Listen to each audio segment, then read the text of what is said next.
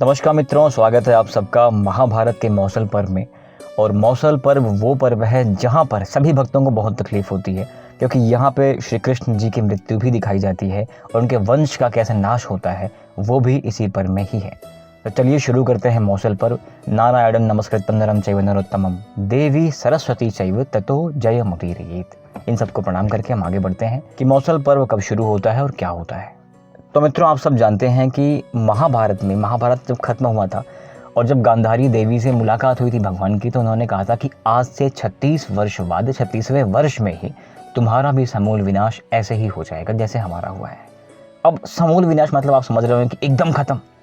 तो आप समझे, कुरुवंश में भी तो परीक्षित रह गए थे ना, जन्मेजय हुए थे ना, तो ऐसे ही कुछ ना कुछ तो हमेशा रह ही जाता है, सब कुछ एकदम से खत्म नहीं होता। अब पूरे मौसल पर्व में इसी का व्याख्यान है कि कैसे कैसे द्वारका का नाश हुआ और क्या हुआ था। तो वैशंपायन जी बताते हैं जन्मेजय को आप जानते हैं जो कि पुत्र हैं परीक्षित के। वैशंपायन जी को आप जानते हैं जो कि शिष्य हैं महर्षि व्यास के। तो व्यास जी के शिष्य बता रहे हैं परीक्षित के पुत्र को। परीक्षित कौन है? अर्जुन का नाती, अभिमन्यु का बेटा। तो अपने ही वंश की कहानियां दोनों लोग सुन रहे हैं बैठ के, राइट। तो कहानी की शुरुआत कुछ ऐसी होती है कि प्रकृति अपना रूप बदल रही है, स्वरूप बदल रही है। जो चंद्रमा है वो चंद्रमा नहीं दिख रहे हैं, जो सूर्य हैं वो सूर्य नहीं दिख रहे हैं, नदियाँ सूखने लग जाती हैं, समुद्र भी सूखने लग जाता है, वायु बहुत तेज चलने लगती है, पक्षी अनेक प्रकार से कलरव करते हैं, गधे और घोड़े हिनहिना रहे होते हैं, हाथियाँ चिंगार रही होती हैं। मतलब एक विशेष और घोर अपशकुन यहाँ प्रकट हो रहा है। लोग चिंता में हैं कि ये हो क्या रहा है और लोग गणना कर रहे हैं कि 36वां वर्ष तो नहीं आ गया। तो इनके विनाश की शुरुआत कुछ ऐसी होती है कि एक टाइम पे द्वारका में नारद जी, महर्षि कर्ण, विश्वामित्र या और भी एकाद ऋषि आए हुए होते हैं भ्रमण करने। तो वहां पर यदुवंशियों ने क्या किया, भगवान कृष्ण के पुत्र सांब को एक स्त्री की तरह पूरा पहना दिया और पेट वेट निकाल दिया। उसके बाद जाकर ऋषियों से कहते हैं कि हे महर्षि, ये गर्भवती हैं, कृपया मुझे बता दीजिए कि इनके गर्भ से क्या आने वाला है। हम लोग बड़े चिंता में हैं और हम बहुत प्रतीक्षा कर रहे हैं कि पुत्र ही हो। अब ये कौतूहल आज के टाइम पे हमेशा होता। आप देखते हैं कि आपको हर नुक्कड़ पे, हर चौराहे पे, हर गांव में, हर शहर के ऐसे मोहल्ले में कुछ ऐसे लोग होते हैं जो अजीब तरह की बातें करते हैं। लोगों को परेशान करने में बड़ा आनंद आता है उनको। आपने भी देखा है, मैंने भी देखा है, मैंने विटनेस किया हुआ, आपने भी करा ही होगा। बहुत कॉमन सी बात है, आज के टाइम पे लोग करते ही करते हैं। आजकल जिसे प्रैंक कहते हैं ना, हर कोई प्रैंक शूट कर रहा होता है। तो यहाँ एक प्रैंक करते हैं इनसे कि ऐसा ऐसा होने वाला, बता दीजिए क्या होगा। नारद से, विश्वामित्र से, कर्ण से कुछ छुपा हुआ तो है नहीं, समझ गए।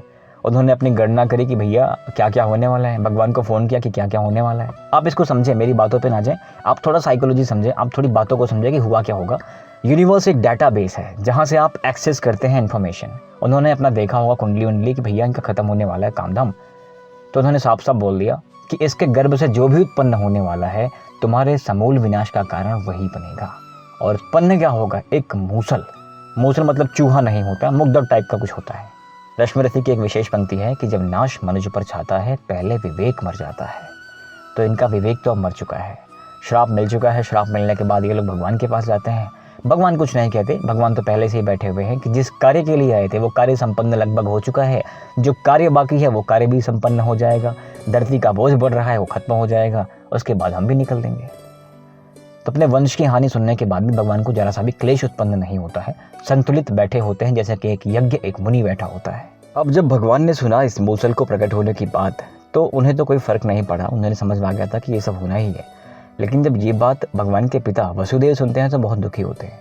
वो क्या करते हैं कि जब उनको मूसल अगले दिन जन्म हो जाता है, मूसल प्रकट कर देता है, वो प्रसव कर देता है, तो उस मूसल को एकदम चूरा बनवा के समुद्र में फेंक देते हैं कि अगर बचा सकूं अपने वंश को। हम सबका एक दायित्व होता है, धर्म होता है कि संस्कृति की रक्षा हमें करनी ही करनी होती है, आने वाले वंश की रक्षा हमें करनी ही करनी होती है। इस प्रकृति को जीवित रखने के लिए हमें सब कुछ करना पड़ता है। तो उन्होंने सोचा कि क्या पता काल टल ही जाए, इसको एकदम चूरा बनवा के समुद्र में डाल दूंगा, तो ना तो ये मूसल बड़ा होगा, ना हमें मारेगा, और हम ऐसे भी क्या पता बच जाएं। और इधर घोषणा कर दी गई कि कोई भी व्यक्ति अब मद्यपान नहीं करेगा, जिसे हम शराब कहते हैं, मदिरा कहते हैं, अब कोई भी नहीं करेगा। क्योंकि यदुवंशी उद्दंडता किया करते थे, यदुवंशी मांस मदिरा का सेवन किया करते थे। तो यहाँ पर क्लियरली बोल दिया गया कि भाई अब कोई भी गलत काम नहीं करेगा। लेकिन प्रकृति अपना अपशकुन नहीं छोड़ती है, कुछ ना कुछ दिखाती रहती है। कहीं पक्षियों की अजीब सी आवाज़ें आती हैं, कुछ पक्षी अजीब से बर्ताव कर रहे हैं, कहीं पर गधे चिल्ला रहे हैं। जब भगवान का शंख बजता पांचजन्य, तो पूरे नगर में आके यहाँ पे गधे चिल्ला रहे होते हैं। काल पुरुष आके एक एक व्यक्ति के घर में जाके प्रवेश करता और बाहर निकल आता। भगवान ने ये सब कुछ देखा तो भगवान ने उन लोगों से कहा कि तुम लोग जाके देशाटन कराओ, तुम लोग जाके भ्रमण कराओ, परिक्रमा कराओ, मंदिर वगैरह पूजा पाठ करने निकल जाओ। अब भगवान की बात सुन के लोग मान लेते हैं कि हमें यहाँ से निकल जाना चाहिए क्योंकि द्वारका का नाश होने वाला है। अब निकल जाएंगे, इस खुशी में हम लोग जा रहे हैं। मद्यपान लोग करते हैं, अनेक अनेक तरह के पकवान भोजन बनाए जाते हैं, मांस का भी सेवन किया जाता है। आपने बड़ी पुरानी कहावत सुनी होगी ना कि जो कुछ आप कंज्यूम करोगे वैसा ही बन जाओगे। आपने मांस कंज्यूम किया, आपने मदिरा कंज्यूम किया, आपके थॉट जो हैं वो अलग हो जाते हैं, सोचने की क्षमता आपकी घट जाती है, आप सात्विक नहीं सोच सकते, सही नहीं सोच सकते, आपके सोच पर आपके डाइट का बहुत ज़्यादा इम्पैक्ट पड़ता है। तो ये लोग खा पी के मस्त हैं, भगवान के सामने ही वार्तालाप चल रहा है। आपको पता है कृतवर्मा कौन था? कृतवर्मा, अश्वत्थामा, कृपाचार्य, ये 3 थे लास्ट में जिन्होंने द्रौपदी के पुत्रों को मारा था। कृतवर्मा यदुवंशी एक सेनापति, एक महान सेनापति था, एक महान योद्धा था जो कौरवों के पक्ष से युद्ध कर रहा था क्योंकि भगवान की पूरी सेना ही इनकी तरफ से युद्ध कर रही थी। करेक्ट। सात्यकी भगवान का मित्र जो इनके पास ही बैठा हुआ था। सात्यकी और कृतवर्मा दोनों मद्यपान करके यहाँ बैठे ही होते हैं सामने कि सात्यकी बोल पड़ते हैं, कृतवर्मा तुम कितने पापी हो, कितना जघन्य अपराध तुमने किया है, सोते हुए द्रौपदी के पुत्रों को तुमने मारा है। तो जैसे ही सात्यकी ने ये सब कहा तो कृतवर्मा ने रिटेलिएट किया कि भाई तुमने कौन सा बड़ा अच्छा काम कर दिया। जब भूरिश्रवा वहाँ पर गिरा पड़ा था, हाथ कटे हुए थे उसके, वो अपने प्राणों की भीख मांग रहा था, तुमने उसका मस्तक भी काट दिया, तो तुमने बड़े अच्छे काम कर दिए। ये वीरता होती है। अब सात्यकी ने जो कहा था कि तुम द्रौपदी के पुत्रों का वध कर दिया है सोते में, तुम बहुत पापी हो, इस बात का भगवान के पुत्र प्रद्युम्न ने बहुत समर्थन किया कि हाँ ये बढ़िया बात तुमने कही है। अब ये सब देखते ही उद्धव जी वहाँ से चले जाते हैं कि भाई यहाँ पे रहने का कोई अर्थ नहीं। भगवान कहते हैं कि हाँ ठीक है तुम निकलो। और यहाँ पर सात्यकी ने मद्यपान कर रखा था। सात्यकी ने कहा कि तुमने जो कुछ पाप किए हैं तुम्हें आज मुक्त कर देता हूँ। भगवान की तलवार उठाई और जाकर कृतवर्मा का वध कर दिया, सर काट के फेंक दिया। अब वहाँ पर अंधकवंशी, बोधवंशी और वृष्णवंशी सभी यदुवंशी लोग आके वहाँ पर युद्ध करना शुरू कर देते हैं कि तुमने कृतवर्मा को मारा। उनके पक्ष लोग आके सात्यकी से युद्ध कर लेते हैं। सात्यकी, प्रद्युम्न ये दोनों बहुत बचाने की कोशिश भी करते हैं, तब भी वहाँ युद्ध रुकता नहीं है और ये दोनों वहाँ पर मारे भी जाते हैं। भगवान ने अपने पुत्र को, अपने मित्र को मरा हुआ देखकर क्रोध प्रकट कर दिया और वो मूसल वहाँ प्रकट हो जाता है। भगवान ने उसी से सबका संहार करना शुरू कर दिया। एक घास का तिनका उठाएं और उसी से मारना शुरू कर दें, सब लोग वहाँ पर मरना शुरू कर देते हैं। लोग मरते जाते हैं, लाशें पटनी शुरू हो जाती हैं। एक बार फिर वही कुरुक्षेत्र का दृश्य यहाँ प्रकट होने वाला होता है। अब बलराम जी के जो कार्य थे वो संपूर्ण हो चुके थे और बलराम जी जो हैं, शेषनाग जो हैं, शेषनाग की ही तो सवारी करते हैं, शेषनाग की तो सैया होती है जहाँ भगवान सोते हैं। तो शेषनाग जो बलराम जी हैं वो निकल जाते हैं कि ठीक है अब मेरा टाइम आ चुका है, मैं जाता हूँ। भगवान के सारथी दारुक ने कहा कि यहाँ लोगों को आपने तो खत्म कर दिया है, अब चलिए बलराम जी के पास, देखिए वो कहाँ पर है। तो अब दारुक, वब्र, भगवान ये तीनों भाग के जाते हैं बलराम के पास। देखते हैं कि बलराम योग निद्रा में है, योग में है, ध्यान में है। भगवान उनको देख के समझ जाते हैं कि अब इनका समय आ गया है। तो वो तुरंत वब्रू से कहते हैं कि जाके उन महिलाओं की रक्षा करो, कहीं डाकू आके हमारे घर ना लूट लें, और महिलाओं की रक्षा करना हमारी जिम्मेदारी है, तुम यहाँ से तुरंत चले जाओ। और दारुक को बोला कि तुम जाके ये सारा वृत्तांत तुरंत अर्जुन को बता दो, आए और इनकी रक्षा करें। अब जैसे ही बब्रू वहाँ से उठते हैं, एक मूसल आके गिरता है, बब्रू वहीं पर मर जाते हैं। बब्रू मर जाते हैं, दारुक यहाँ से निकल जाते हैं अर्जुन के पास और बब्रू को मरा हुआ देख के भगवान स्वयं आते हैं कि मैं जाके महिलाओं की रक्षा करता हूँ। बलराम जी से कहते हैं कि आप यहीं रुकना, मैं आऊँगा फिर आप जाना।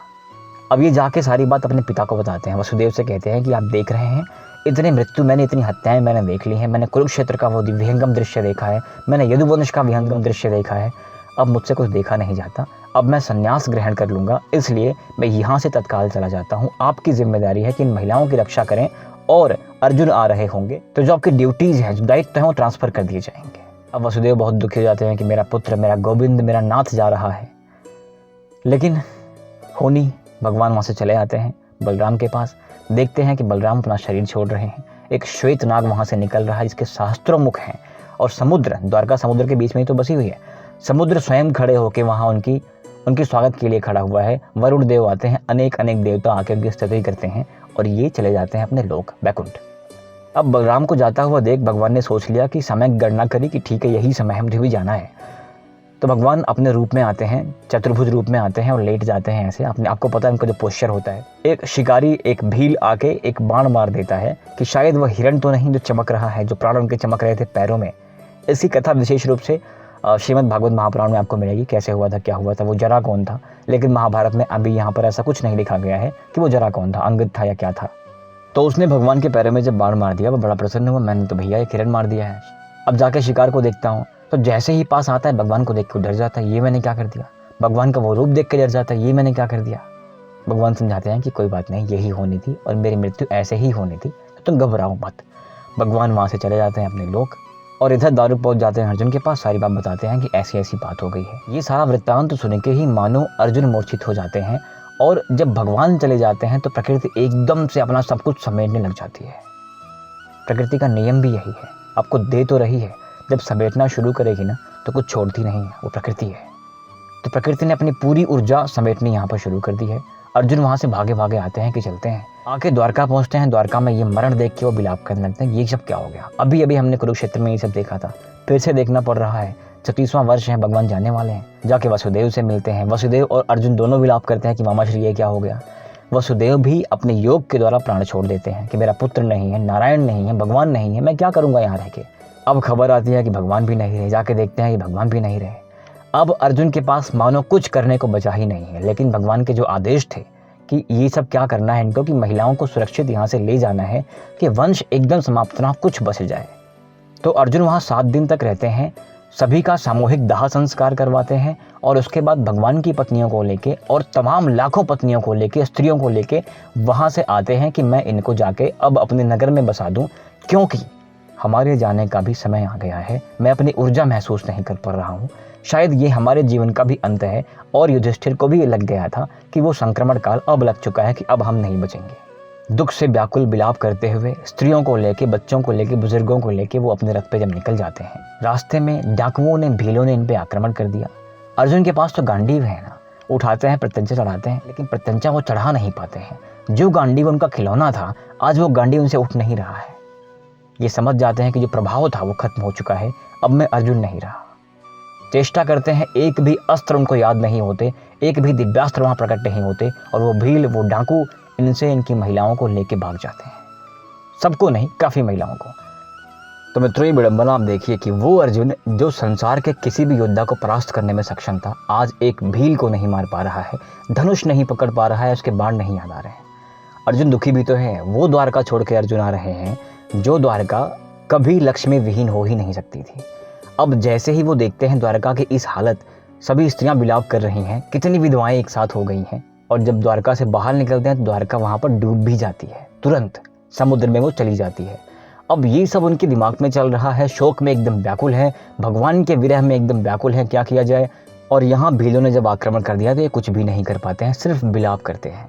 अब भीलों ने क्या किया है कि कुछ स्त्रियों को हरण कर लिया है और कुछ स्त्रियां अपने आप ही चली गई हैं उनके पास सम्मोहित होकर के। ये सब काल का प्रभाव है, ये सब कलयुग का प्रभाव है जो कुछ हो रहा था। अब अर्जुन कुछ कर नहीं पाते हैं, आगे बढ़ते हैं, किसी भांति वो लेके आते हैं और विशेष महिलाओं को, उनके पुत्रों को अलग अलग जगहों पर अपने राज्य में स्थापित कर देते हैं, अलग अलग नदियों के तटों पर स्थापित कर देते हैं। इसका भी विशेष वर्णन महाभारत में है कि कौन कौन सा वंश कहाँ कहाँ पर रह जाता है। तो द्वारका संपूर्ण विनाश हो जाती है, लेकिन द्वारका के जो यादव थे, यदुवंशी थे, वो कुछ आकर के यहाँ पर इंद्रप्रस्थ में, यानी आज के आपके ये वेस्ट यूपी से लेके हरियाणा का जो वो रीजन है, वहाँ पे चले जाते हैं।